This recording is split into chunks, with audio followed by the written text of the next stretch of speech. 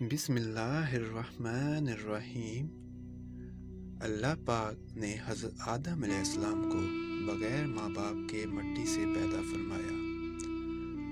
آپ کی پیدائش کا واقعہ کچھ یوں ہے کہ اللہ پاک نے حضرت جبرائیل علیہ السلام کو حکم ارشاد فرمایا کہ زمین سے ایک مٹھی مٹی اٹھا کر لاؤ۔ حضرت جبرائیل علیہ السلام نے زمین سے مٹی اٹھانی چاہی تو زمین نے اس کا سبب پوچھا۔ آپ نے سارا واقعہ بیان کیا۔ اس پر زمین کہنے لگی کہ میں خدا کی پناہ چاہتی ہوں اس بات سے کہ مجھ سے کچھ کم کیا جائے یا میری کوئی چیز خراب کی جائے۔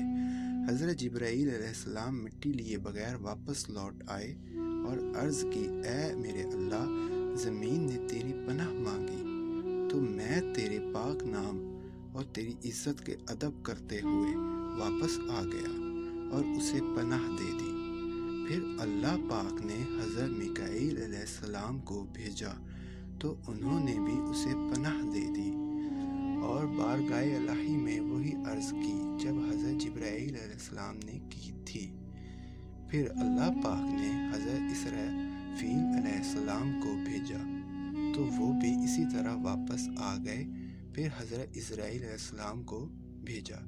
جب زمین نے ان سے پناہ مانگی تو انہوں نے فرمایا، میں اس بات سے اللہ پاک کی پناہ مانگتا ہوں کہ اس کے حکم پر عمل کیے بغیر واپس چلا جاؤں۔